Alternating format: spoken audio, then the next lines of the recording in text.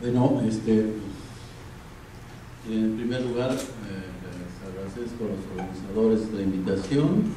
Me da mucho gusto poder estar con ustedes y pues poder compartir pues, algunos de los conocimientos que hemos adquirido a lo largo de varios años, pues sobre todo pues que se refieren a esta región, ¿no? Más bien al noreste, ya en general, y por consiguiente pues poder a ver si es posible pues, interesarnos y entusiasmarnos en la medida de lo posible por este tipo de materiales, de temas, de fuentes que hemos trabajado y que esperamos que alguien se interese en ello, ¿no? Bueno,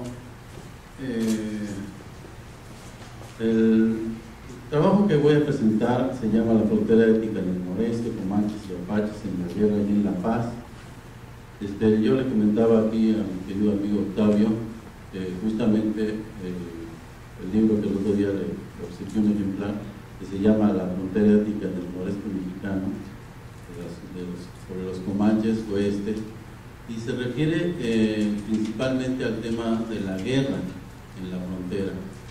Entonces, después de escribir esto, alguien me dijo, bueno, pues que tú estás pensando que nada más importa la guerra en este caso. Entonces, después de esa idea, pues me vi obligado a tomar otra perspectiva y entonces pues ahora publiqué otro texto que se llama Pacificar o Negociar los acuerdos de paz con Apaches y Comanches en las provincias internas.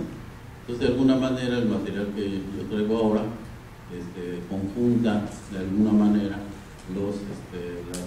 el desarrollo que yo hice para este texto sobre la guerra con los Comanches y este texto ahora está muy reciente, está calientito, así que más. Me lo acaban de dar la semana pasada, entonces bueno, les voy a dejar estos dos ejemplares para que los quiera ver, les voy a dejar a ID para que los conozcan y bueno, si alguien se interesa por ellos, pues bueno, podemos, ya tiene mi correo ID, lo que podemos hacer una manera de hacer solución. Bueno, el problema de investigación. El objetivo de mi investigación es estudiar el modo como se relacionaron política, militar y culturalmente los pueblos indios nómadas y seminómadas con los pobladores, autoridades y capitanes de presidio en las llamadas provincias internas de Oriente, Coahuila, Texas, Nuevo León principalmente, Nuevo Santander también.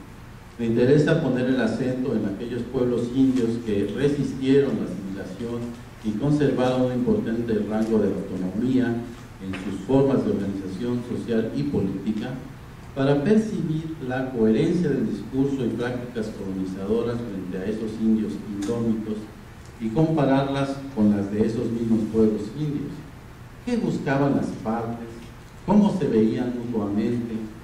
¿Cómo se interrelacionaban a pesar de toda la indisposición mutua? ¿Qué esperaban en la negociación, en la tregua y en la guerra? La siguiente, por favor. Bueno, no tenemos una computadora.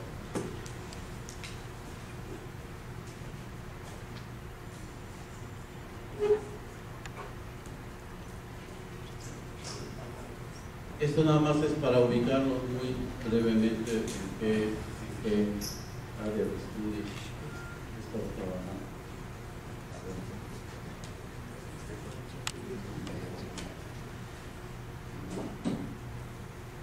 Bueno, en este mapa hemos tratado de ubicar los principales, digamos, grupos étnicos a los que he estado trabajando. Entonces, yo he estado trabajando, como les decía, principalmente a los Comanches, que están bueno, obviamente ese es el río Bravo, Río Grande, acá están los Comanches de este lado, ocupando un territorio grande, bastante importante, y la parte de los apaches son los lipanes, son apaches, pipillanes, mezcaleros, faraones, libreños, fileños, chiricahua, todos esos son apaches, tienen una filiación étnica. Si nosotros comparamos es curioso hacer eso, ¿no? Comparar las fronteras de ahora con respecto a las fronteras de entonces y decir, bueno, pues parece que los apaches son los que fijaron la frontera mexicana con los Estados Unidos, ¿no? Porque realmente, justamente en aquellos territorios donde estaban los apaches es donde termina actualmente México, ¿no? Pero bueno, el caso es que hemos estado trabajando estos.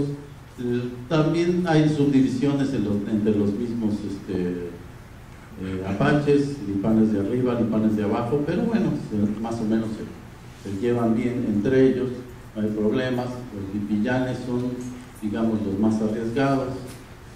Habría que decir, esta composición desde finales del siglo XVIII, a principios del siglo XVIII, si uno hiciera un esfuerzo por tratar de reconstruir las ubicaciones de estos grupos, tendría que poner a los apaches bastante más arriba.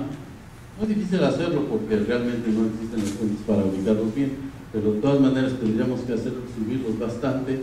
Y los comanches entraron a principios del siglo XVIII, empezaron a bajar desde las montañas del Yucatán porque eran shoshones. Entonces bajaron hacia las grandes planicies y de las grandes planicies adquirieron el caballo y empezaron a bajar y con su propensión a la guerra, bajaron a los apaches hasta las zonas fronterizas que aquí están señaladas a finales del siglo XVIII. Eso para más o menos ubicarlos. La que sigue, por favor.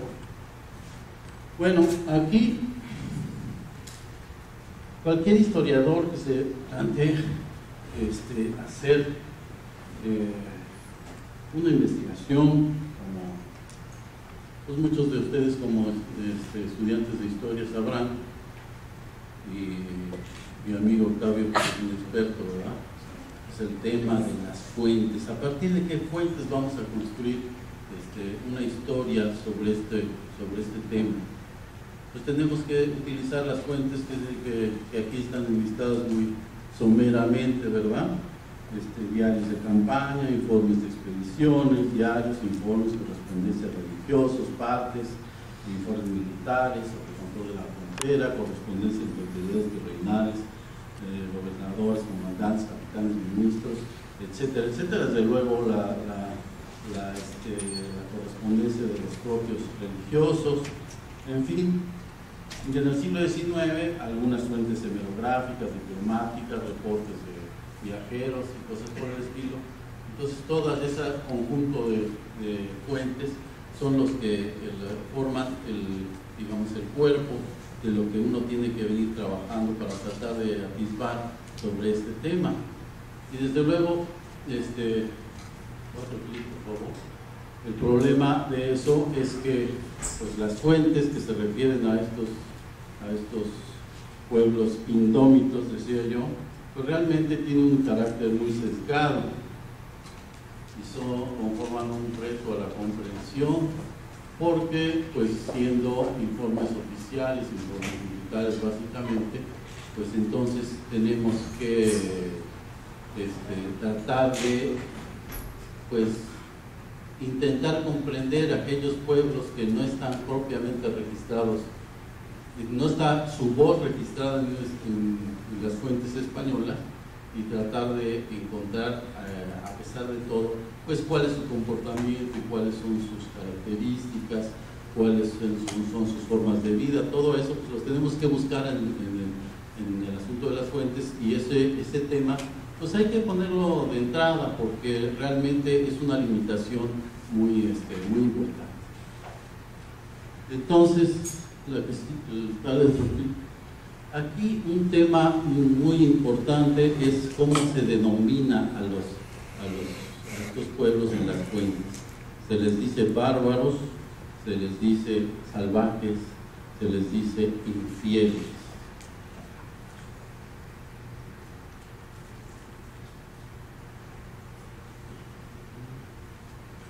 ¿Y la que sigue? Bueno, pues bárbaros. ¿Qué significa bárbaro?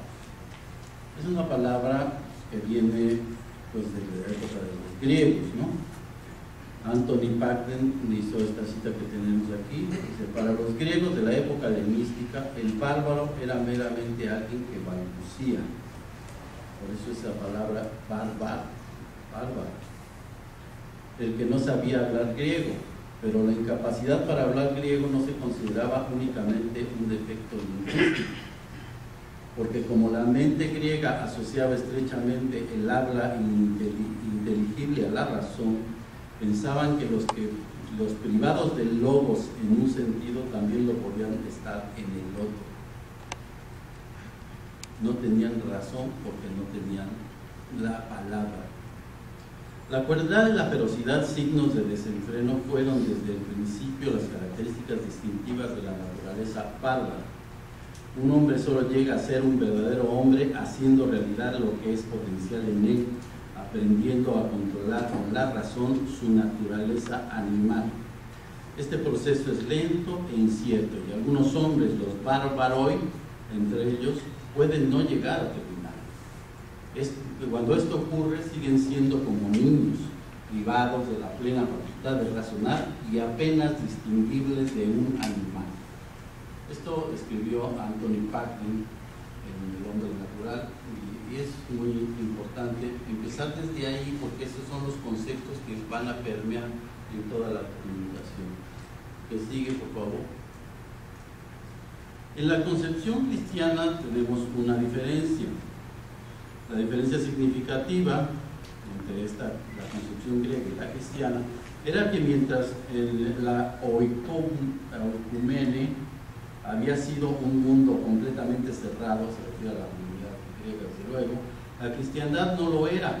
El mito cristiano de un solo progenitor para toda la humanidad y la creencia cristiana en la perfección del plan divino para el mundo natural hicieron que la idea de la unidad de género Homo sapiens fuera esencial para la antropología y la teología. Por lo tanto, era crucial que se garantizara a los no cristianos el acceso a la comunidad cristiana y realmente que se les persuadiera o forzara a entrar en ella. No obstante, la conversión a la fe cristiana significaba mucho más que aceptar la verdad de los evangelios. Exigía no solo creer, sino también un cambio radical de vida. Era la aceptación de un estilo nuevo de vida y normas, la aceptación de una concepción del mundo y objetivos diferentes. Esto es con respecto a los bárbaros.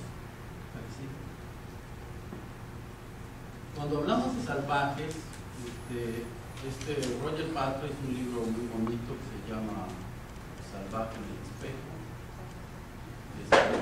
Económica, ahí nos comenta que los hombres salvajes son una invención europea que obedece a la naturaleza interna de la cultura occidental. El salvaje es un nombre europeo y la noción de salvajismo fue aplicada a los pueblos no europeos como una transposición de un mito perfectamente estructurado. La idea de Roger es que ahí el salvaje es como el espejo de la sociedad en el sentido de eso que la sociedad no debe ser, eso que está, que tenemos enfrente, pero es la antítesis de lo que debemos ser. Entonces se crea esta imagen y se reproduce en las iglesias y en muchas esculturas, pinturas. Entonces el salvaje es algo que está ahí como una antítesis del occidental, ¿no? La siguiente. La iconografía del salvaje se traslada al ámbito americano como referencia de la otredad y de la insumisión de los pobladores del nuevo continente.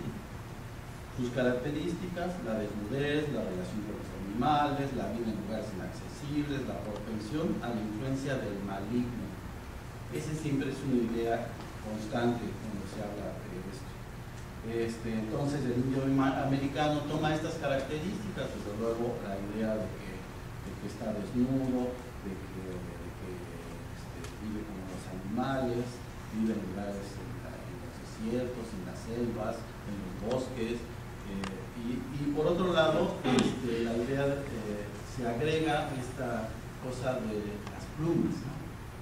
El emplumado como característica del indio americano. Incluso se habla de canibalismo, y durante sobre todo los primeros tiempos se refiere mucho ese tema. La que sigue. Sobre la idea de los infieles en el cristianismo, el término infiel se refiere a quien no cree en Dios ni en la divinidad de Jesús, o quien no ha sido bautizado. Un apóstata es alguien que conoce la fe cristiana y en un momento dado la ha practicado, pero renuncia voluntariamente o reniega de ella, prefiriendo una creencia diferente. Un hereje, por su parte, es un creyente que tiene opiniones divergentes acerca de cuestiones de credo o de las normas cristianas. Eso es importante establecerlo porque muchas veces se confunde una cosa y otra. El infiel concretamente es alguien que no conoce el Dios cristiano y que no ha sido bautizado. Los indios nómadas americanos se consideraban en general infieles, pues no profesaban la religión cristiana y no tenían creencia en el Dios cristiano. En este sentido debían ser evangelizados y modificar sus costumbres que se oponían a la cristiandad, pues vivían en los bosques, en los desiertos, en las montañas, como decíamos, en lugares aislados como los animales. Se creía que sus conductas agresivas contra los españoles eran aconsejadas por el demonio, también otra vez esa idea. En el concepto de muchos españoles, especialmente los militares, la guerra contra el nómada era la continuación de la lucha contra los infieles musulmanes de tiempos de la Reconquista. De a querer o no, estos conceptos que aquí brevemente les presento, bárbaros, salvajes, infieles, permanecieron en la base del pensamiento expresado en los documentos, y por eso es necesario que simplemente los enunciemos.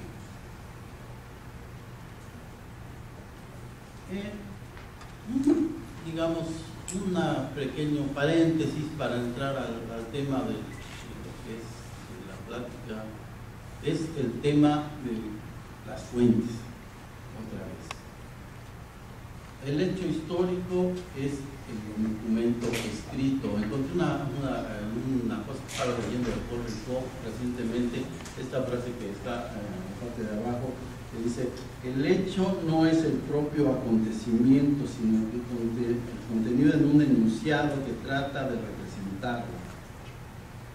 Es muy interesante porque de hecho nos plantea la situación de que el historiador, más que enfrentarse a los acontecimientos como tales, el hecho de que puede dar constancia, el hecho que realmente con el que se enfrenta directamente, es el documento mismo. Y entonces tiene que formularse sus preguntas, formularse sus interpretaciones a partir de eso que es ante todo el filtro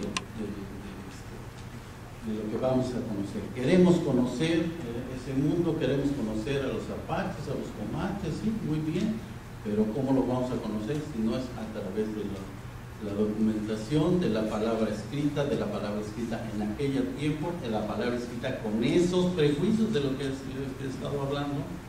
Todos esos prejuicios, que son los conceptos de los que se hablé, permean todo el concepto de la documentación. Entonces, si no comprendemos eso, entonces no podemos comprender a lo que se están refiriendo, por qué se refieren de esa manera, cómo lo están queriendo explicar, y por lo tanto cómo lo podemos nosotros desmontar ese discurso totalmente prejuiciado, y entonces poder construir otro discurso a partir de otro parámetro distinto, ¿no? Entonces eso es muy, muy importante. Y aquí tenemos un ejemplo pues, verdaderamente impresionante. Esta tarjeta, el 19 de mayo de 1786, religió en blanco el gobernador Juan Bautista de Anza, dice así: al capitán general Comanche Ecueracapa, para que expresase en ella con rayas y signos los caudillos que saliesen a campaña en la expedición insinuando contra los apaches, número de hombres de que consta de cada destacamento y progresos que se consiguiesen. Eso dice en la parte de arriba. Entonces tenemos ese símbolos y rayas. En la parte de abajo, como no se alcanza a leer, si le das clic por favor, nada más dejé la parte, digamos, gráfica, puse el título en la parte de arriba, y en la parte de abajo está la explicación. Y entonces, bueno, lástima que no tengo aquí un señalador, pero es interesante cómo aquí en este documento, pues ese documento ocurre cuando Juan Bautista de Anza ha logrado hacer un acuerdo de paz muy importante con los comanches allá en Nuevo México. Entonces Juan Bautista de Anza le pide, tiene su acuerdo con Ecueracapa, que así se llama el general Comanche, y entonces le dice: ahora vas a hacer una campaña contra los apaches, dime cómo fue tu campaña. Y entonces le manda esta tarja, le dice así, es una hoja en blanco, y le dice: con rayas y puntos ponme lo que es, cómo fue la campaña. Entonces esto ya es cómo interpretan, obviamente a través de un escribano, ¿verdad?, español, el jefe Comanche le señala las cosas. Entonces ahí tiene la explicación abajo y dice: el capitán Cuatanabeli con su lanza al lado, mandando la partida descubridora de 31 hombres. La A mayúscula esta es el capitán y con su partida descubridora. Luego 5 caballos se encontró y recogió estos de aquí. Luego viene la partida del jefe del general de Ecueracapa con su sable, ¿sí? La C de hecho es el sable, no está bien escrita rota, pero así es. La C es el sable, y luego viene todo su destacamento. Acá dice que mató un apache, que mató de su mano, que es 2 heridos que recibió ahí, otros 2 apaches muertos en la función, y 2 prisioneros que están aquí expresados agachados, no sé por qué. Y luego 40 caballos que tomó y 20 mulas que les quitó. Todo eso. Entonces, bueno, está el que sigue es el capitán Salamipit con su lanza y destacamento de 88 hombres, ya vimos cómo se expresa eso. Luego 2 apaches muertos y 20 caballerías represadas, 20 caballerías, y aquí estos que son heridos comanches, dice ahí, y uno de ellos se murió. El capitán Encajibe con su lanza, igual, y capturó mató un apache, un comanche herido, y luego el capitán Yaquejipe con su lanza mandaron 64 hombres, cuya partida fue la que más avanzó al oeste, y no produjo efecto porque los apaches se dieron cuenta y ya no pude encontrar a los apaches. Bueno, pero además, entonces, a la nota final dice, pues todo esto es la explicación que pudimos encontrar a esta representación, pero la F no supimos qué es, ¿no? Aquí dice abajo: parece señalar individuos capitanes de alguna distinción. Si no viene, mira, viene el esquema, podemos decir, es muy probable que sean como para pequeñas, dentro de cada uno de los destacamentos, pues partidas o cuadrillas. Cada jefe tiene tantos hombres y comanda a estos hombres y comanda a estos hombres y a estos. Eso sería más o menos lógico pero ya nos está hablando de una forma de organización. Entonces, bueno, todo eso tenemos que hacer para poder entender. ¿Qué refiere entonces? ¿De qué acontecimiento nos está hablando este documento? Está hablando de un acuerdo, primero, entre Juan Bautista de Anza y el jefe Comanche, un acuerdo que se traduce en que los comanches van a atacar a los apaches. Nos está hablando del ataque mismo, de las consecuencias de ese ataque, pero nos está hablando también de varios sujetos, ¿no? Los apaches, los comanches y el comandante, que expresa, digamos, el poder imperial. Nos está hablando también de que hay en esto un intercambio, digamos, simbólico, un esfuerzo de expresar, por un lado, de comprender cómo, díganme, dice el gobernador, cómo se organizan, cómo hicieron eso, y ellos de alguna manera van y expresan su forma de organización, cuántos capitanes hubo, cuántos digamos, guerreros intervinieron, cuáles fueron los resultados, etcétera, ¿no? Entonces yo creo que es un ejemplo simplemente de cómo son los acercamientos y cómo tenemos que ir infiriendo a partir de documentos todas las características de lo que queremos averiguar. Adelante. Por favor, alguien que me tome el tiempo porque luego me pasa. No sé qué horas tiene.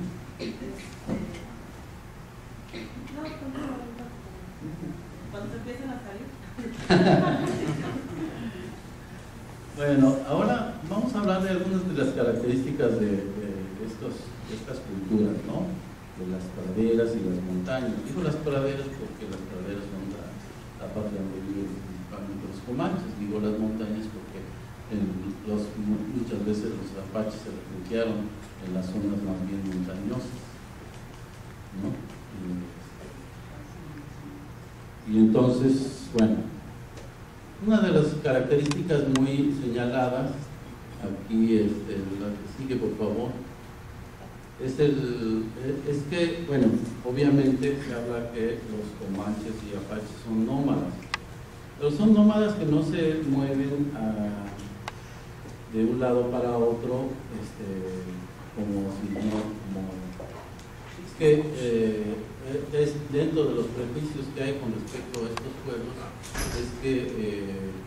es que los nómadas pues simplemente están errando, ¿no? Libremente sobre el territorio, como si estuvieran sin ton ni son.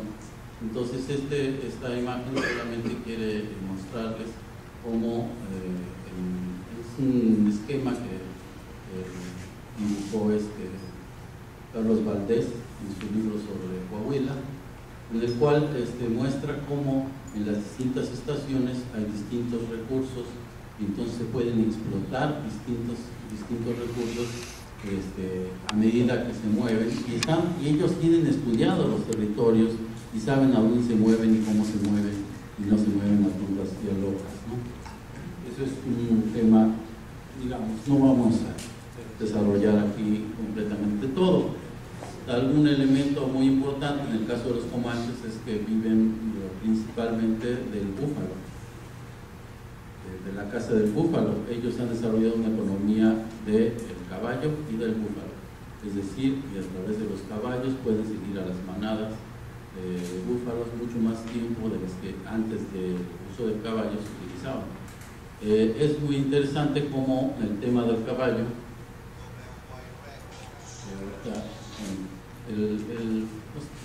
comentar el tema del caballo, cómo el caballo llegó a esas regiones antes que los mismos españoles, porque si bien es cierto que los europeos traían el caballo,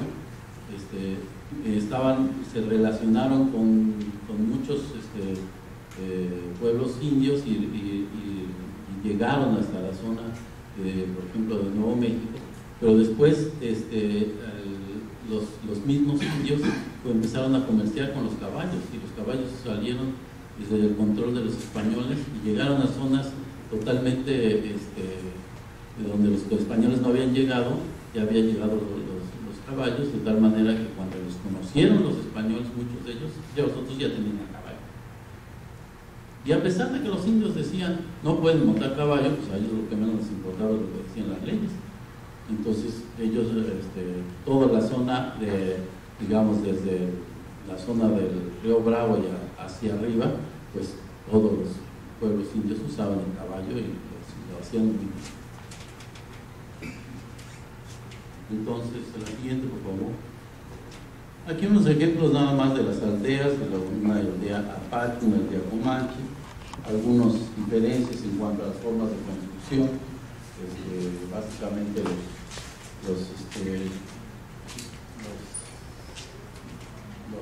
los comanches utilizaban esta forma del tipi clásico de la zona de las praderas, y los apaches los utilizaban, pero también utilizaban otro tipo de construcciones.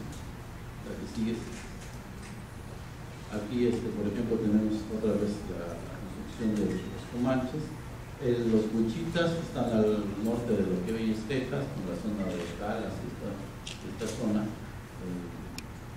donde está Hueco. Estaban los huichitas y utilizaban este tipo de construcciones. Ellos eran prácticamente sedentarios, utilizaban mucho el cultivo de la calabaza, el col y otros productos, de tal manera que eran más sedentarios y tenían casas más formales. Bueno, la que sigue. Esas son las chozas de los apaches, ya fotografiadas a finales del siglo XIX por Otis. Y también está una foto de otro de los elementos que utilizaban los apaches, mucho, sobre todo en la zona de la región que está entre el río Bravo y el Peco. En esta zona había muchos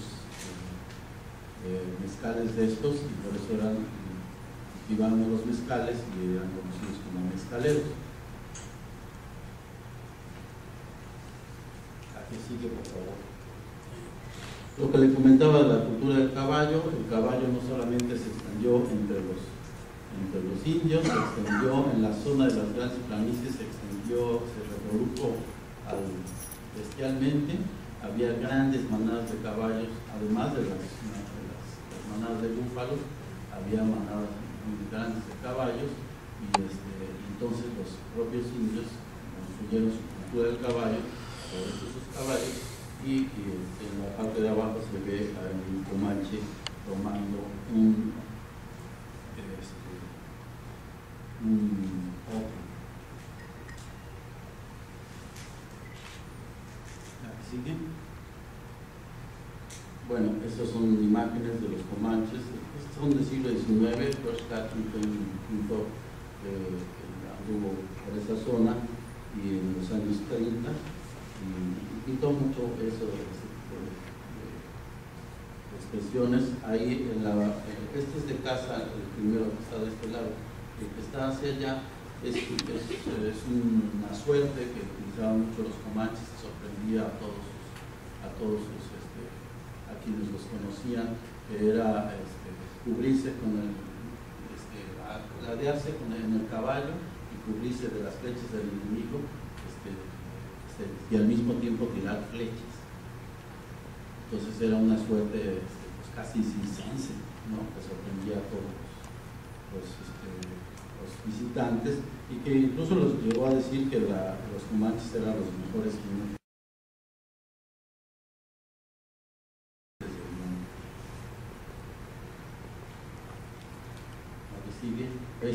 bueno, esos son apaches.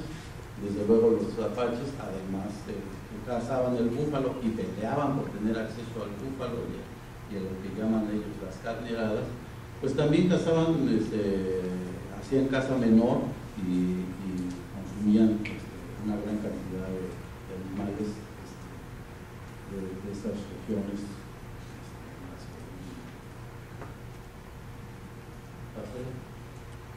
El tema de la guerra pues es parte de la cultura nómada. A pesar de que algunos antropólogos han dicho que el nomadismo y la guerra no se relacionan, en realidad yo he encontrado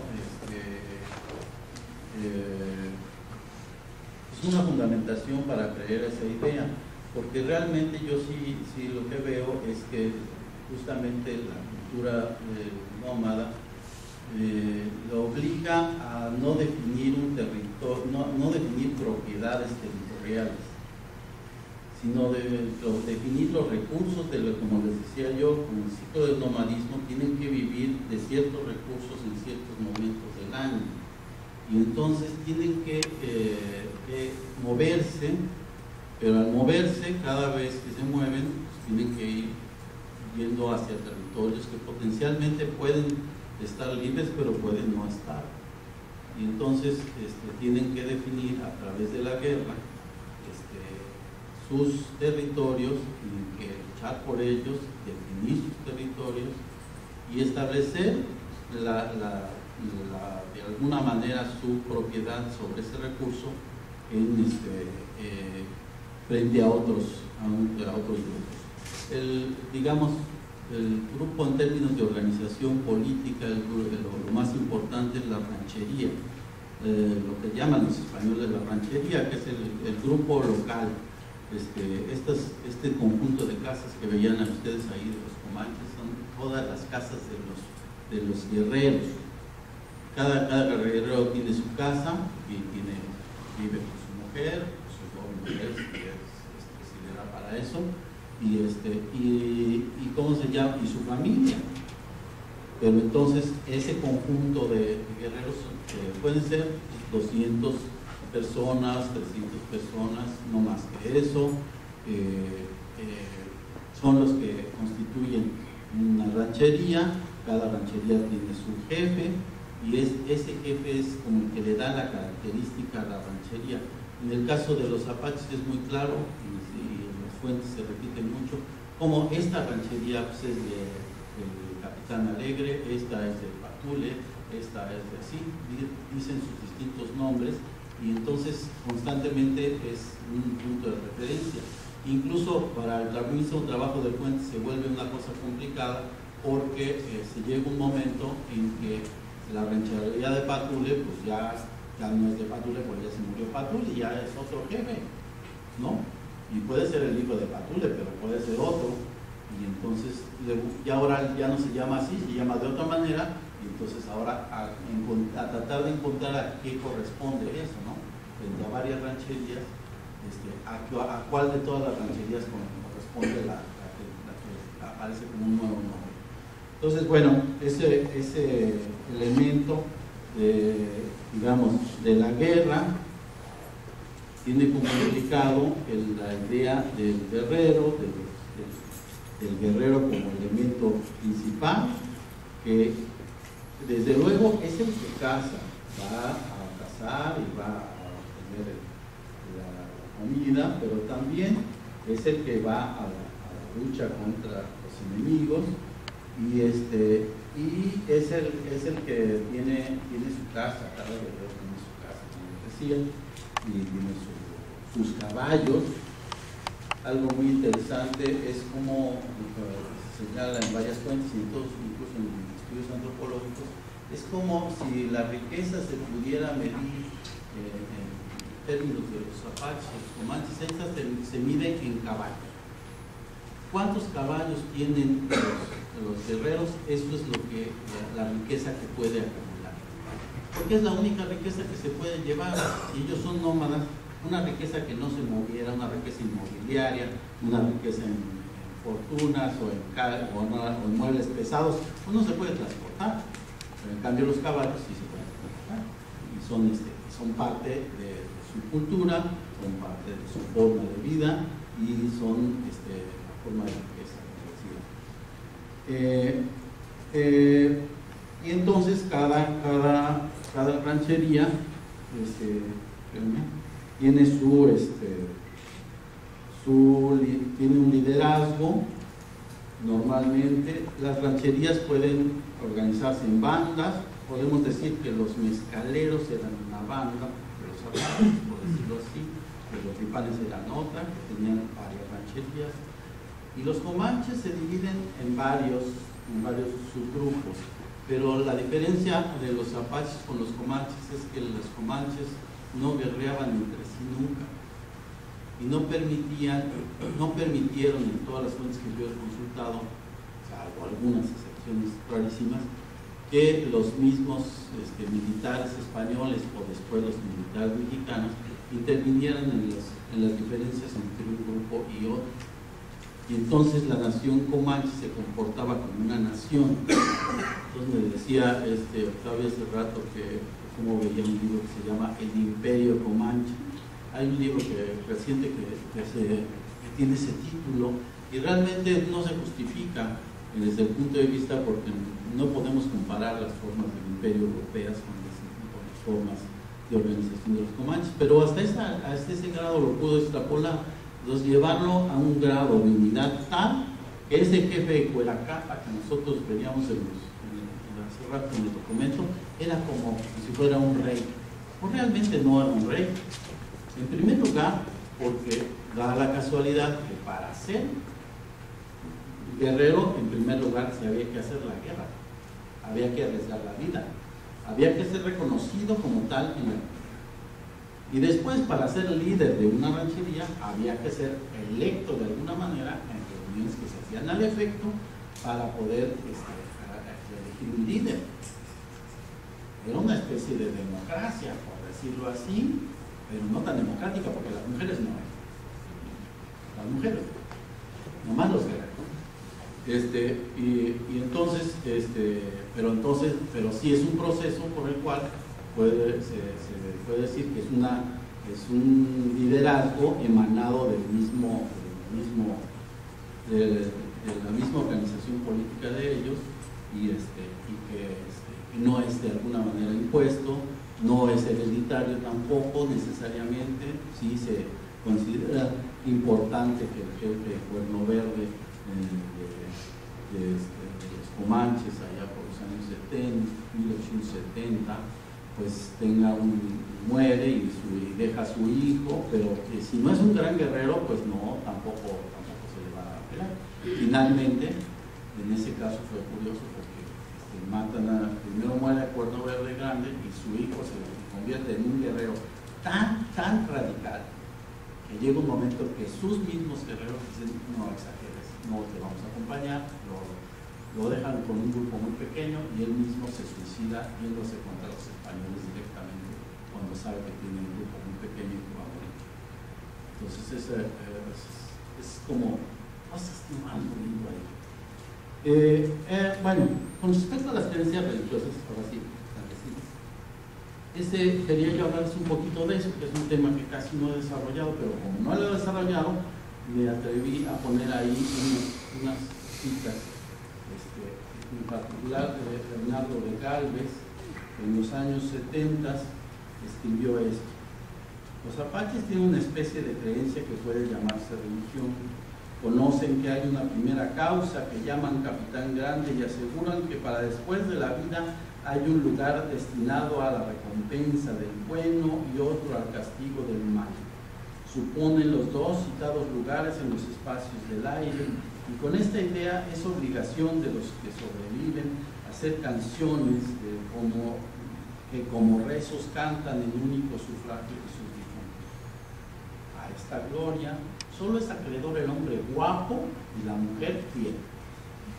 Estas son las dos primeras virtudes que conocen, excluyendo de toda felicidad a los que carecen de ellas, condenando a extremo desconsuelo la cobardía y el adulterio. Aunque los indios no tuvieran por su vida frugal y activa fortificado el espíritu, bastaría esta creencia para hacerlos terribles en el combate.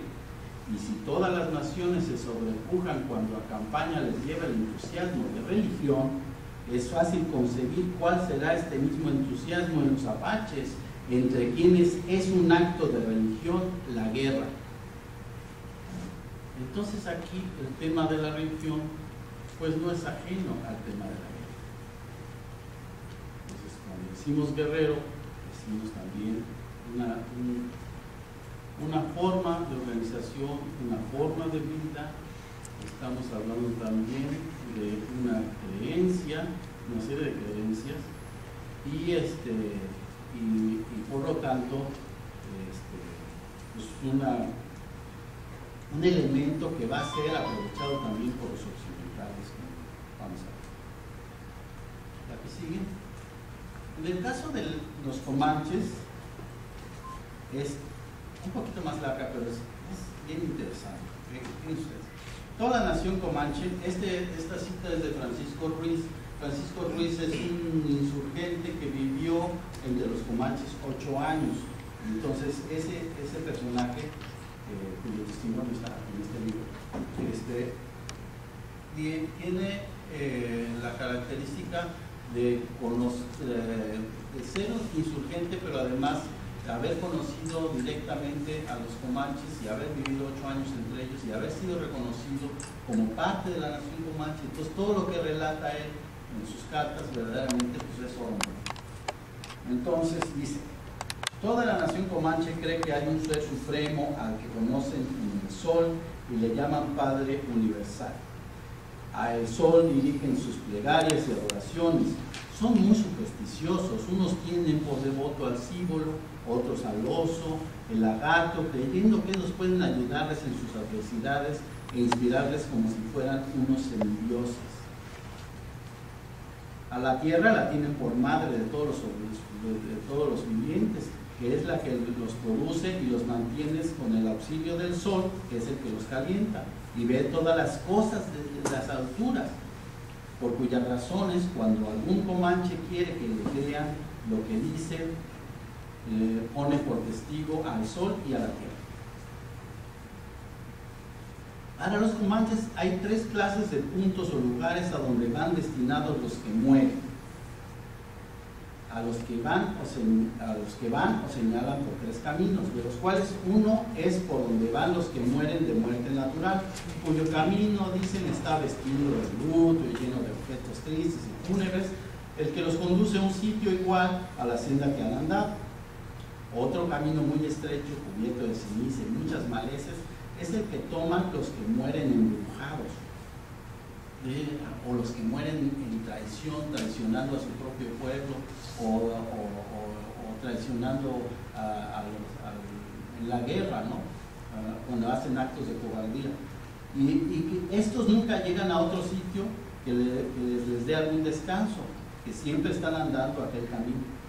Que el tercer camino va por entre medio de los 2 primeros, que es el que los que mueren en la guerra, que todo el camino es agradable, lleno de amenidades, que se pasan hermosos ríos, poblados de muchos vegetales, llanos cubiertos de símbolos que siempre se mantienen gordos, que se encuentran los caballos que matan por los guerreros, igualmente sus armas y adornos, que el camino los lleva hasta donde está el sol sentado en su solio, rodeado de todos los que han muerto en la guerra, que el sol los recibe con demostraciones de padre. En fin, creen que el que muere con las armas en la mano es hijo del sol y va a gozarle para siempre, lleno de felicidades que disfrutan según su creencia en aquel paraíso.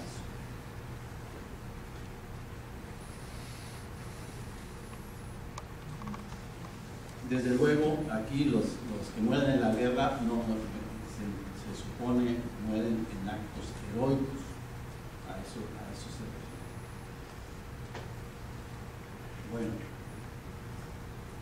con respecto a la relación de frontera, ¿cómo es la relación de frontera? Bueno, pues ya lo han de conocer ustedes bastante bien, ya lo han visto. Es la representación estructuras, de museos, pero incluso es algo de lo que se habla en las historias regionales, como las incursiones de apaches y comanches, pues ponen en jaque a las poblaciones fronterizas, llegan los apaches, los comanches, matan a los niños, se llevan mujeres, etcétera, etcétera. Pero entonces ahora les voy a leer algo más. En la misma descripción de Bernardo de Galvez dice cómo son los ataques de los apaches. Es interesante porque da como una descripción que otras fuentes no la tienen. Dice Bernardo de Galvez: los apaches hacen la guerra por odio o por utilidad. La utilidad que buscan es la necesidad en que viven. Cuando emprenden sus campañas, si es solo con la idea de robar, vienen en pequeñas partidas. Si es con la de atribuir a los pueblos, destruir a los pueblos, se unen rancherías formándose en mayor número. Fórmase la tropa y nombran entre todos unos que los mande, el más atrevido, el más sagaz, el más acreditado. Trae cada uno su caballo, que por supuesto es muy bueno, sin más arneses que un fuste muy ligero. Caminan de noche, siempre que han de atravesar algún llano, haciendo alto en las sierras pedregosas donde no se estampe la huella para no ser seguidos por el rastro. Desde estas alturas dominan y registran los llanos a donde no descienden sin ser cuidadosamente reconocidos. No hacen lumbre de día por el humo ni en la noche para no ser descubiertos. Con grandes precauciones y silencio se conducen hasta las inmediaciones de nuestras poblaciones, donde empiezan a tomar medidas para dar con seguridad su golpe. Puestos a una altura, advierten la situación de nuestros pueblos, haciendas, ranchos, caballadas y ganados, indicándoselas el humo, las lumbres y los polvos. Por medio de estas señales que marcan de día, se dirigen y bajan de noche a las llanuras en busca de la presa. Así que se consideran inmediatos, esconden sus caballos y se dividen, y cada uno por su parte se acerca en lo posible para lograr el exacto y último reconocimiento. Es increíble la habilidad y destreza con la que lo ejecutan y las mañas de que se valen para su logro. Embarráncanse del cuerpo, se maquillan de tierra, desde luego, y corónanse la cabeza de hierba, de modo que tendidos en el suelo parecen pequeños matorrales. De este modo, y arrastrándose con el mayor silencio, se acercan a los destacamentos hasta el punto de reconocer y registrar el cuerpo y la ropa de los soldados que duermen. Al mismo tiempo que están en esta silenciosa espía, se dicen recíprocamente cuanto advierten por medio de infinita variedad de voces que contrahacen exactamente, imitando el canto de las aves nocturnas como lechuzas, tecolotes, etc., y el aullido de los coyotes, lobos y otros animales. Una vez que tienen explorado el paraje a su satisfacción y por medio de las mismas señales se retiran, montan, y guardando el mismo silencio hasta la inmediación en que pueden ser sentidos, embisten con tanta furia, ímpetu y alaridos que no dan tiempo de tomar las armas ni ponerse en defensa al hombre más diestro y de más precaución. De estas refinadas astucias nace que, tomando bien sus medidas, nunca llevan el golpe, bastando 10 indios para que en poco más de un minuto dejar 20 de los nuestros en el campo y obligar a otros tantos a la fuga. Esto fue Bernardo de Galvez. Esto los quería leer porque justamente nos indica más o menos los mecanismos de cómo los apaches se organizaban, cómo los apaches utilizan una serie de estrategias, ¿no? De ir por los lados donde no dejan huella, de no darse a conocer con los humos, etcétera, etcétera, de tal manera que se acercan y ya ya cuando tienen el conocimiento pleno de cómo están las cosas, dónde están los caballos que quieren robar, entonces sí caemos, ¡guas!, ¿no? Entonces eso sí es importante, esa forma, esa estrategia, ¿no? Porque muchas veces ve uno en los partes de guerra, es que nos atacaron los apaches y pues ya cuando nos íbamos a organizar para atacarlos, para responder, pues ya se habían llevado los animales. ¿Cuántos partes? Pero cientos, uno tras otro hay, de que salimos a buscarlos y no los encontramos, no los hallamos, se cansaron nuestros caballos, no supimos por dónde se fueron, muchos. Entonces habla un poco de la destreza de los apaches, de los comanches también, desde luego, y de cómo, de las limitaciones que tenían los pobladores y la tropa para poder repeler estos golpes. Sigue ahí, traté de representar, es parte del libro de Comanches, esto es un mapa del siglo XIX, aquí se representan con las flechas que están punteadas, más o menos, lo que podía en términos muy generales representar, las rutas por las cuales bajaban los comanches a través del Bolsón de Mapimí hasta ¿cómo se llama? Hasta el sur de Coahuila, hasta el sur de Chihuahua, el norte de Durango, por el lado de Texas, hacia Abejas, y también los tipanes bajaban, los mezcaleros también bajaban hacia ese lado. Bueno, pues son las rutas. Lo que se puede ver muy claramente del siglo XIX, pero es un fenómeno que es a lo largo de todo este proceso, es que los que fomentan y se aprovechan de esta organización guerrera y esta propensión a la guerra por parte de los apaches y comanches son los comerciantes, especialmente los comerciantes norteamericanos. Y entonces se funda por ahí de los años 20, 30 del siglo XIX un punto que se llama la Casa de Comercio, está aproximadamente por donde están los flechitas, en ese mapa, y entonces ahí les venden a los apaches y comanches las armas. Digamos que hasta finales del siglo XVIII, las armas que se les vendían a los apaches y comanches, podría yo decir que, dicho por las mismas fuentes que he consultado, las armas de fuego las utilizaban casi como una cuestión simbólica, porque siempre era mucho más eficiente guerrear con las flechas. Decía Bernardo de Galvez, es que un indio, mientras se carga un arcabuz, el indio echa 20 flechas, y además con una precisión tan impresionante que pues mata a un montón de gente. Entonces era mucho más eficiente la flecha en general que el arcabuz, porque había que cargar. A medida que se hicieron eficientes los sistemas de los rifles, sobre todo traídos primero de Inglaterra y después producidos en los Estados Unidos en el siglo XIX, pues eso tendió a cambiar porque las mismas armas eran más eficientes. Y bueno, en los años 20, 30 del siglo XIX ya había mucho comercio de armas, y bueno, es de alguna manera una cosa que pues, padecemos hasta la actualidad, ¿no? Como el comercio de armas los entra aprovechándose los comerciantes de armas de la gente que hace ¿cómo se llama? El narcotráfico acá, y bueno, afectan no solamente a todo el mundo a través de su comercio.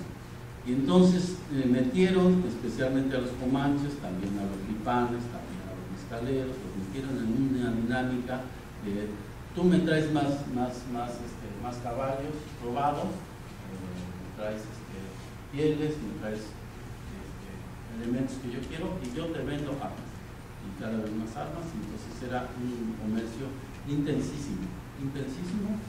Desde los años 20, 30 ya era un comercio de pieles de búfalo muy importante que salía por Nueva Orleans y por otros puertos hacia Europa, y entonces esas pieles y los caballos robados eran intercambiados por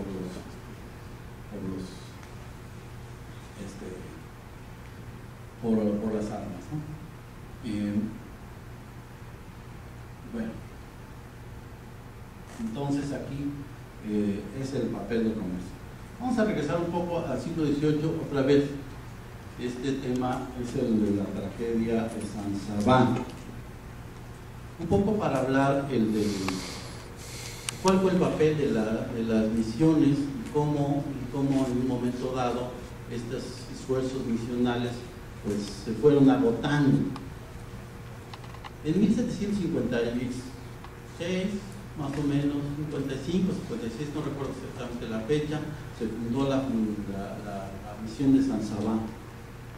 Y la pretensión de estos digamos, religiosos que fundaron la misión, financiados por Romero de Terreros, fue que iban a hacer la evangelización de los apaches, específicamente los lipanes.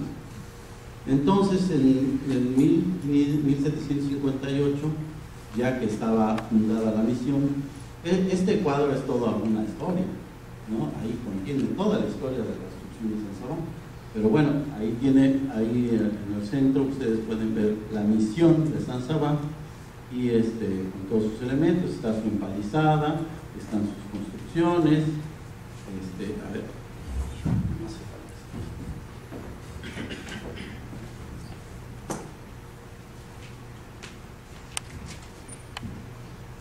falta. Miren, aquí está la empalizada.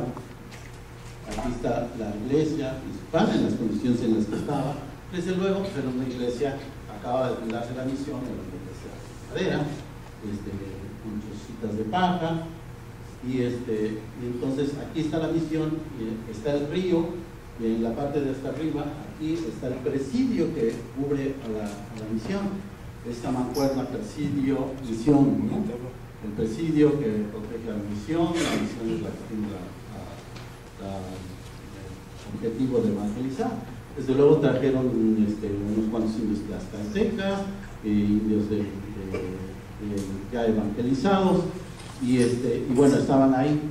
Los lipanes llegaron y ofrecieron que iban a ir, y finalmente nunca se aparecieron, pero esta misión estaba enclavada ya en un territorio muy cercano de los comanches, y amenazaba no solo a los comanches, sino también a otros pueblos de Texas. Y, o sea, los amenazaban en el sentido de que les daba, digamos, una punta de apoyo a los lipanes para instalarse en un territorio que los otros consideraban propio.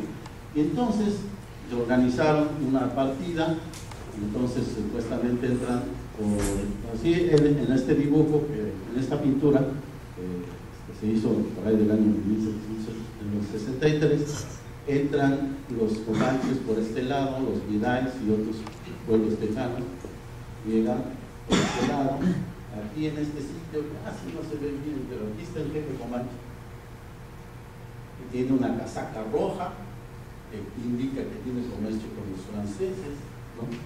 Trae una bandera blanca en la idea de que va a decirles a los frailes que viene de paz, pero en realidad lo que él llega, dicen después los comentarios de las fuentes, es que llega con esa actitud, pero en realidad viene a pedir caballos y no se llevan los caballos. Pero ahorita vemos que aquí están sus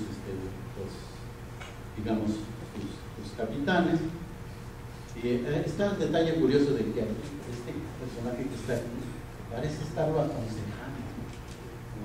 Le dice, le da malos consejos.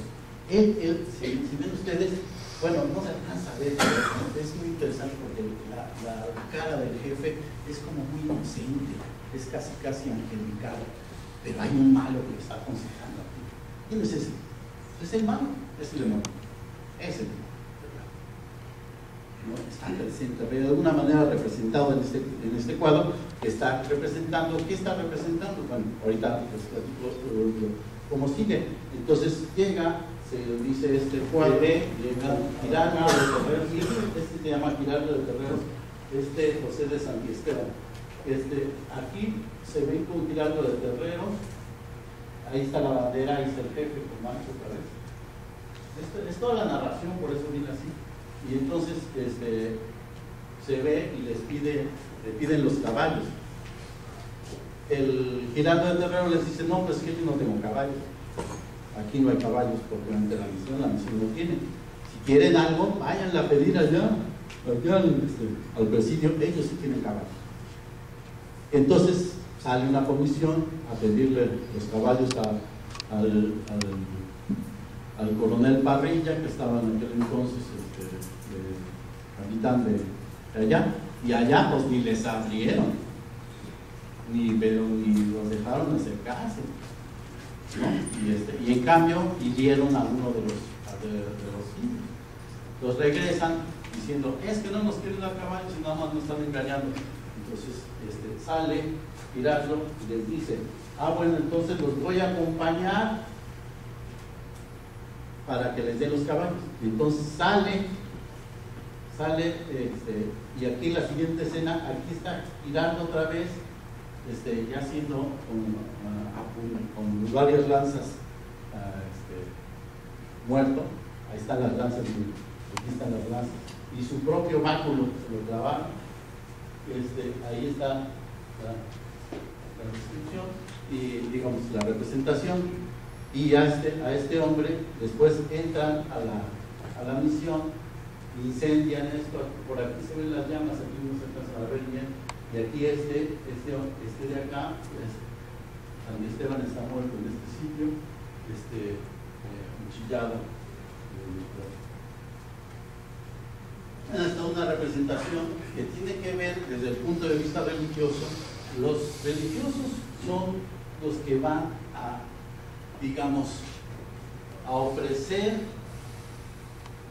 desde luego a evangelizar, pero en el acto de evangelizar, digamos, su seguro de vida, por decirlo así, es que van en nombre de Dios, a ofrecer la palabra de Dios.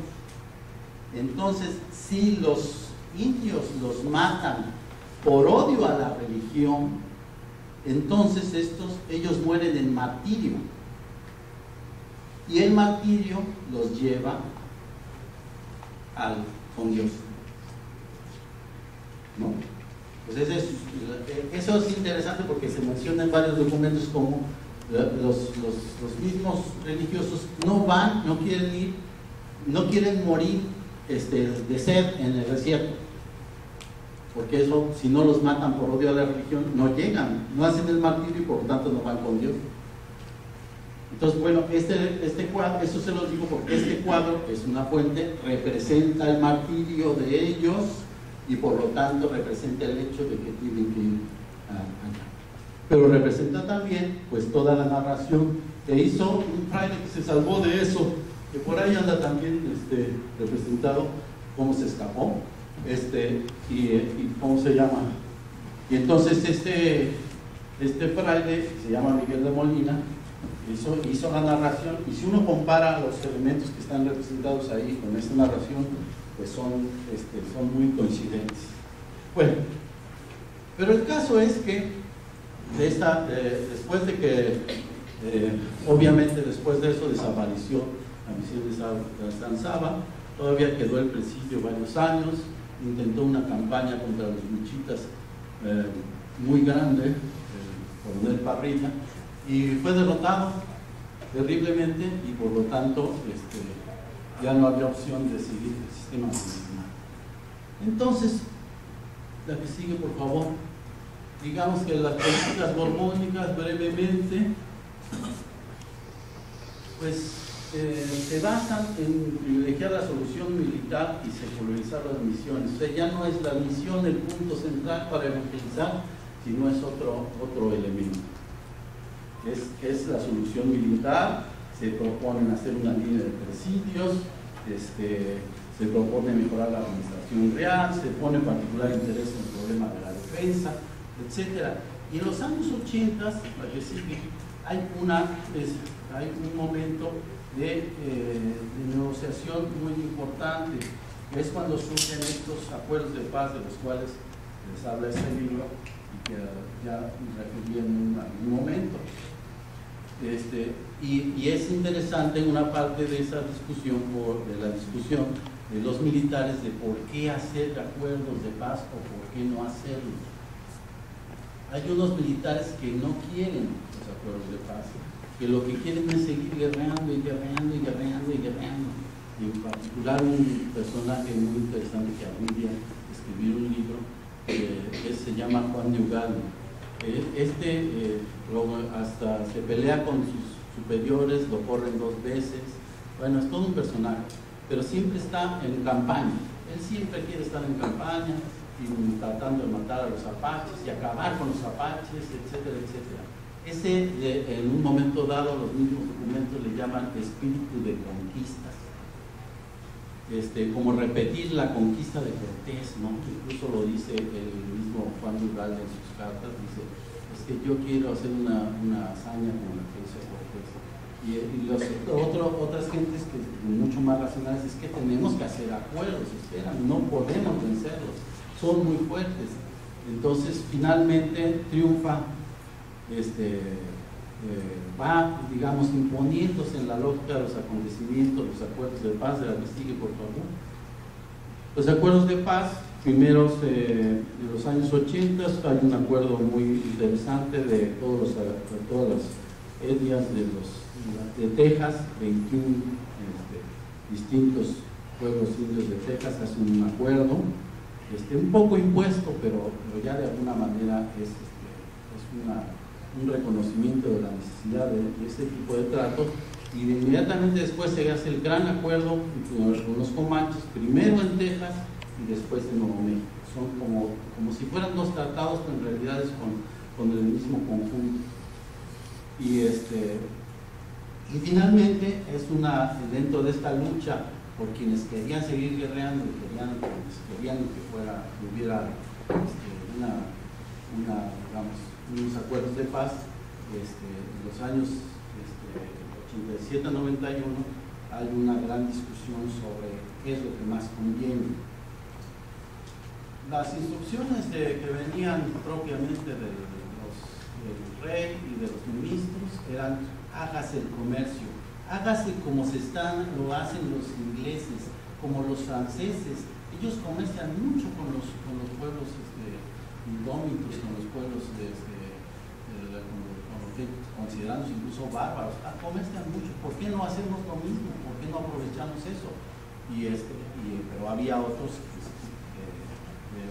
optaban por la opción militar y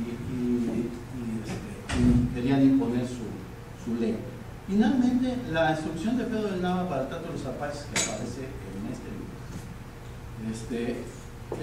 es muy interesante porque finalmente logra ya el tener el control, vuelve a tener, después de un terreno ahí de división, vuelve a tener el control completo de la Comandancia General de las Provincias Internas y entonces establece una estrategia general.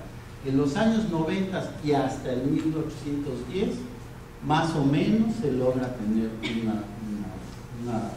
un periodo de paz, una paz relativa. Los lipanes siempre son difíciles de controlar, los mezcaleros mismos no siempre se pueden controlar, pero los comanches sí cumplen mucho estos acuerdos y bueno, algunas fuentes dicen que no lo hacen, pero ya ven cómo son los espíritus belicistas que quieren que dicen que debe haber guerra cuando no necesariamente la guerra. Bueno, casi ya me pasé mucho, ¿verdad? Muchísimo. Bueno, para prácticamente terminar, 2 ideas importantes. La que sigue, por favor, es una idea debe ser comprendida lo que es la desaparición de un montón de nombres de pueblos indios en la zona de Coahuila, en la zona de Nuevo León, desde luego aquí en Tamaulipas, en Nuevo Santander. Es tremendo, y no me dejará mentir Octavio y bueno, todos ustedes que han estudiado esto, que pues Nuevo Santander, que se empieza a colonizar a mediados del siglo XVIII, ya para fines del siglo XVIII prácticamente ya casi desaparecieron, ¿no? Y entonces, bueno, ni las misiones son efectivas, ni todo esto, y entonces se van desgastando muchísimo estos grupos. Entonces, entre las causas que se han dicho para la desaparición estaban con causas naturales, causas bélicas y culturales, ya lo voy a leer, ya hemos pensado esto, pero además del proceso del genocidio, que no es etnocidio, no es que se muera, es que desaparecen como etnias. Cuando las fuentes resulta que desaparecen los nombres, pues dejan de mencionarle los nombres de los comecrudos o un montón de pueblos pequeños, resulta que justamente desaparecen en el otro. La antropología dice, yo me identifico en la medida en que el otro me menciona, me conoce. El hecho de que ya no aparezcan no es una cosa nada más de que dejaron de mencionarlos. No, es que desaparecen en el otro, ya no se mencionan porque ya no tienen identidad, ya no tienen significación. Entonces es en ese sentido etnocidio, desaparece la identidad étnica. Lo que sigue, por favor. Pero ese proceso está muy relacionado con lo que se llama, otros antropólogos llamamos la etnogénesis. O sea, el proceso por el cual ciertos núcleos de los mismos pueblos indios se fortalecen. Y el caso claro y muy los ejemplos más destacados de eso en el norte de Nueva España, o sea, las provincias internas, es el tema de los comanches, desde luego, es el caso más clásico, pero otro caso clásico también son los lipanes. Los lipanes están formados por una serie son un pequeño núcleo de apaches que después se van enriqueciendo de otros grupos que van llegando. Hay un libro de Anderson que narra muy específicamente este proceso y es muy interesante cómo crece esa gran ranchería. Otro clic, por favor. Otro clic. Bueno, les decía yo, los casos emblemáticos, los comanches y los lipanes. Pero entonces, bueno, vamos a tener algunas, decía yo, lecciones de la historia. La violencia debe ser entendida como un lenguaje, cada hecho violento es un mensaje. Ese tema es muy importante porque si no entendemos qué es una comunicación, entonces luego no entendemos qué es lo que se quiere decir con ese acto. Raras veces se trata de aniquilar al enemigo, aunque se repita esa idea en muchos de los mismos que hacen esos actos violentos. Más bien el propósito es reducir la capacidad para hacer daño y desde luego amedrentar al enemigo. El temor se utiliza como arma. Eso lo sabemos claramente. Aquí, vamos. Tamaulipas sabe de eso bastante, ¿verdad? Bueno, quienes están mejor capacitados para la lectura de los mensajes son quienes sufren de cerca esos actos o los que están cerca de la línea de fuego. Y eso lo digo porque los altos mandos suelen equivocarse y también omitir la lectura de los mensajes. Creen que pueden mandar desde la PGR, les digo, no, pues esto se hace así. Bueno, pues ¿cómo? Si aquí lo que estamos viendo cómo están las cosas. Y la documentación revela mucho, de lo que yo estudio, revela mucho eso. Quienes comprenden mejor las cosas son los que están viviendo el hecho y los que están responsabilizados del hecho. Contestar la violencia con otro acto violento mayor escala el nivel de la misma y es necesario interpretar los mensajes y hacer respuestas proporcionales y justas. ¿qué sigue ahí? Este punto es muy importante. Las posiciones irreductibles y los siglos también es muy claro ese tema de cómo estas posiciones radicales pues no resuelven los conflictos. Las mejores respuestas implican un conocimiento del enemigo, de sus capacidades e intereses y no dejarse guiar por prejuicios, que se deben distinguir los otros intereses también involucrados. No sé, el respeto lo gana no quien ataca, sino el que demuestra primero fuerza y capacidad de respuesta. Luego, ser capaz de defender a su población, en particular a la más vulnerable, y tener consistencia en los tratos y discursos. Eso se ve muy claramente en el trato que establecen los jefes indios con los militares. O sea, no respetan a cualquiera de los militares, respetan al que tiene palabra, al que realmente puede hacer un acuerdo y cumplirlo, y que tiene capacidad de hacerlo, en términos militares, y que tiene valor para defenderlo, a pesar de que sea incluso en contra de él mismo. Entonces, esta relación se ve muy clara. Ya por último, cabe mencionar en este contexto, basado en la comunicación verbal y simbólica, tiene gran valor el respeto de la palabra empeñada y ciertos valores convenidos tácitamente entre los mismos militares, entre los jefes, con los jefes indios.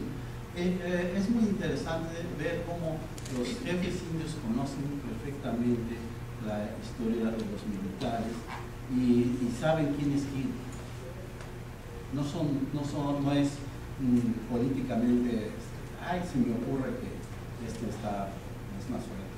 No, los conocen, los estudian, ¿no? Es parte de esta inteligencia de la que nos están hablando las narraciones, y es muy claro a quién distinguen y a quién no, a quién respetan, a quién no respetan, y realmente se ve muy claramente cómo los discursos más consistentes en términos incluso racionales, en términos de lo que se está leyendo a la hora del trato con los indios, llegan a mucho mejores resultados que otros discursos más radicales, etc. Creo que con eso ya está terminando.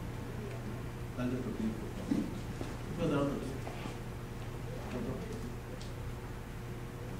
Bueno, entonces, Ayotzinapa, 6 meses vivos, se los llevaron